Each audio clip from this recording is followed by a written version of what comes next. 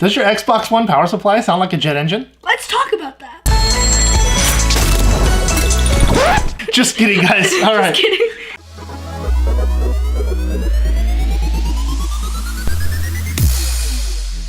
We don't normally do odd like repair stuff. Like I said, I think we've only done one or two. This is the second ever in the one. past. Is this the second one? Yeah. Of all the videos? Yeah. Yeah, I think you're right. I don't think we've ever done a repair video before other than the previous. But because it's a console thing, that's why we're doing it. Yeah.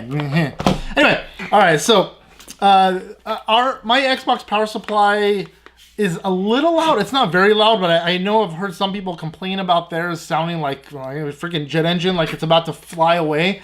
Now, this power supply is only for the Xbox One, not for the Xbox One S. The Xbox One S has a power supply built in, but I'm going to show you guys how to take this apart safely and be able to put it back together so it still works, and how to go about fixing the noise inside, the fan that's inside of it that makes the sound that it does. All right, so first thing you want to do is you're going to want to unplug it from the wall and then from your Xbox. It would be very, very smart to just do it in the wall. You'd be surprised. So, Really? yeah, don't do that. Unplug it. So I'm going to set this power cord aside, and I'm going to keep just the brick with this. This cord doesn't come out. So I'm going to show you guys how to physically take it apart first of all. And the first thing you're going to see is on the very bottom here, I don't know if you guys can see that, is there are these rubber feet. These rubber feet need to come off because that's where the bolts, I believe, are. So I'm going to use... There aren't bolts anywhere else. Yeah. This was just like soldered together. So the tools you're going to need for this are going to be a T10 security bit. Mine doesn't actually have the security dot in the center of it like the Xbox 360 did, but the Xbox One doesn't seem to have that. So I pulled one out just to look at it, and the rubber foot actually came off entirely, and it kind of fell apart. So it might be a problem for you. If you care about that, that's going to be an issue. If you want to just fix it, this is going to be what we're going to be doing, is we're going to be removing these. Unfortunately, it may not be the best for these little feet. And then you're also going to need a type of oil. The oil that I usually use is lithium grease, but I found recently that machine oil, sewing machine oil specifically, actually works better. So I'm going to be using that. I don't have much in this one. I packed up the rest. If you notice behind us, there's a ton of boxes. Yeah, we're moving tomorrow. They're making this video the day before we start packing all of our stuff in containers and moving back down to Southern California. We're currently in the Seattle area. Ethan's last day of school it will be tomorrow, actually. Yeah, and then he'll go to school back down in Southern California. So again, I like to use machine oil. Again, I have a tiny bit in there, but you only need a drop, so it doesn't really matter what we end up using there. A lot of people I know use this. Good old WD-40. Now, WD-40 is a great lubricant for things like chains and hinges.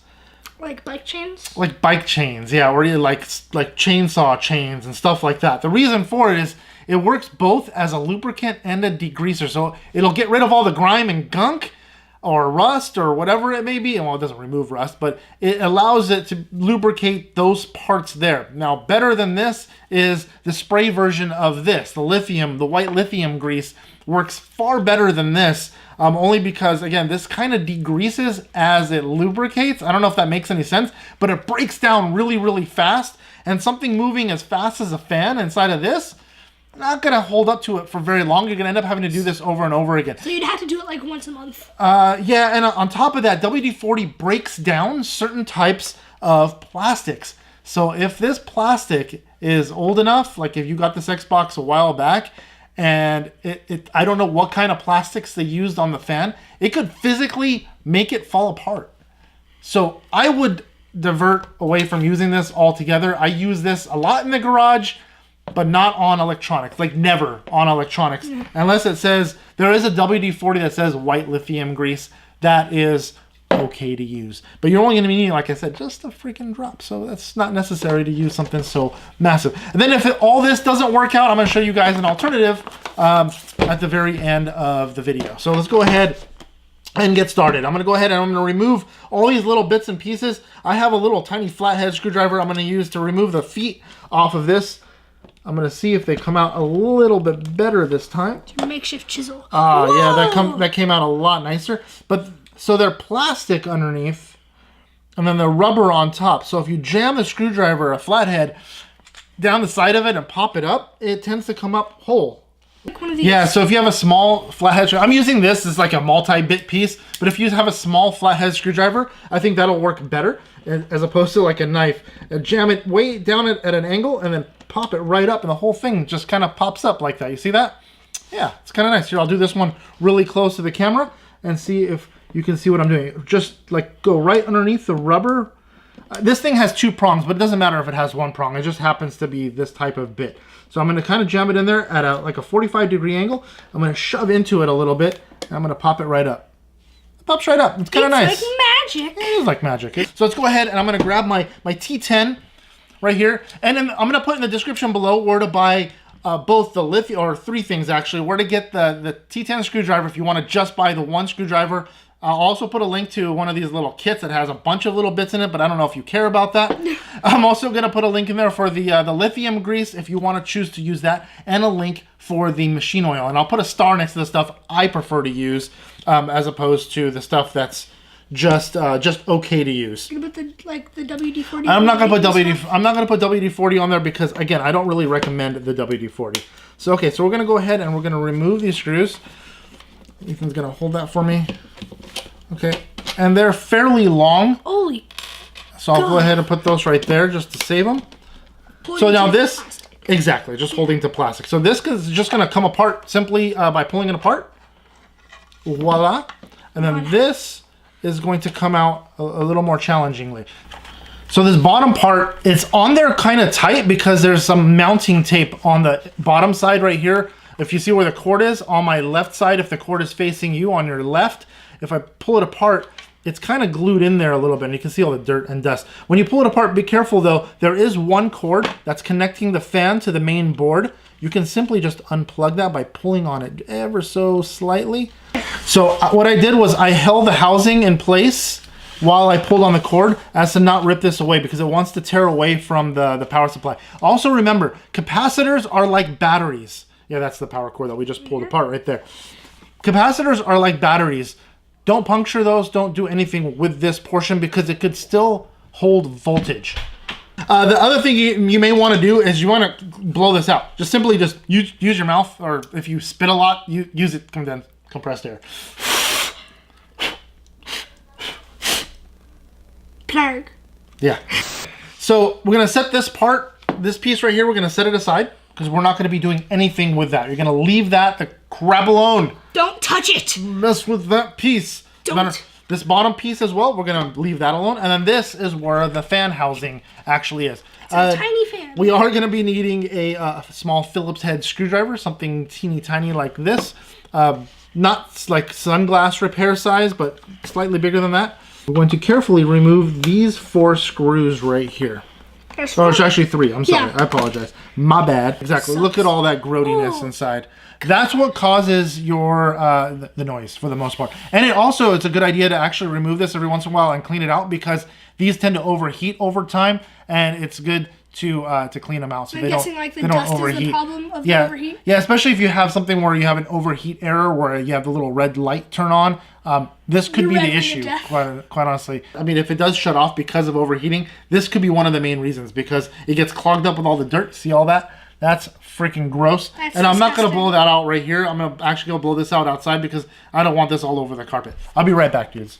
All right, so we got it mostly clean. It's not like perfect or anything like that. We still have to remove now the fan from its housing. So let's go ahead and do that. I'm going to set this guy, the thing we just removed, set that aside. If you want to put the screws inside of that just to hold it for a moment, you can go ahead and do that. And then now we're just going to go ahead and remove these 3 screws right here that are holding this fan down to the housing. Is it 1, 2? Yeah, 1, 2, 3. I believe it's 1, 2, 3.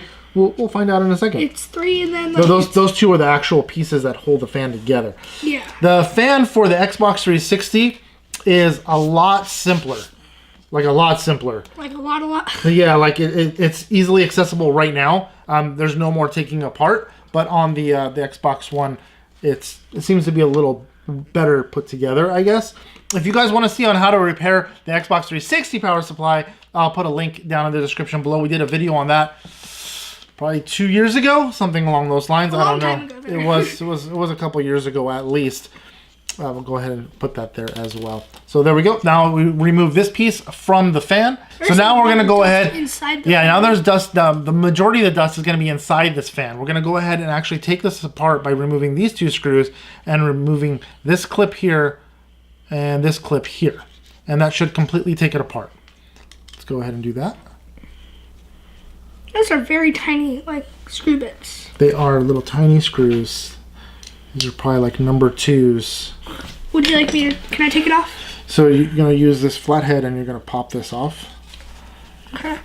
There you go. And then do the Oh, same. wow. I saw, like, dust just, like, pop out. Yep. Okay, then we're going to go ahead and remove this housing. And you're going to see there's even more dust inside. We can actually take it apart by removing this from the brushes.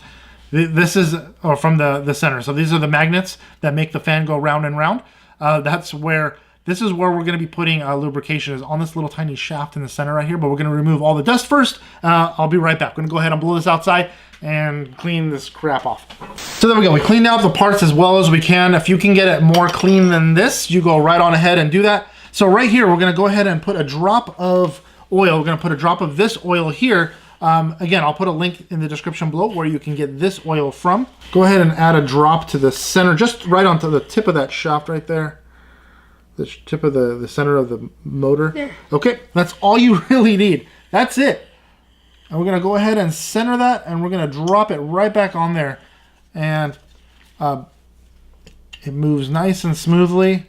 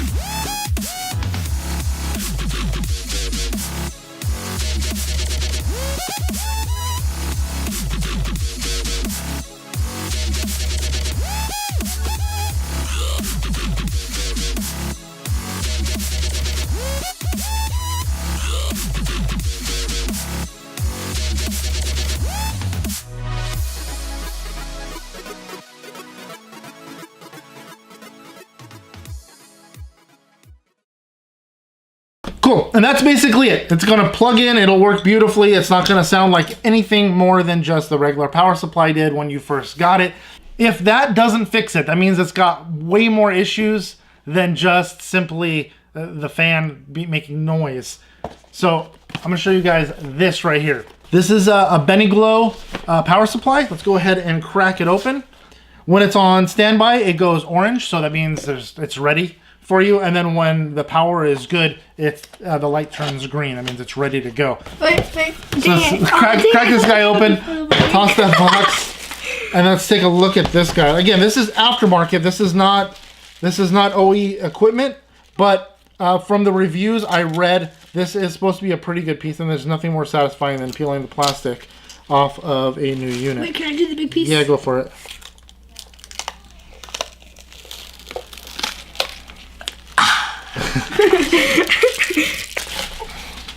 Gosh. Okay, as you can see, it says for Xbox One console. Everything about it looks fairly standard. I'm gonna go ahead and test this one out and see how well it works with my Xbox.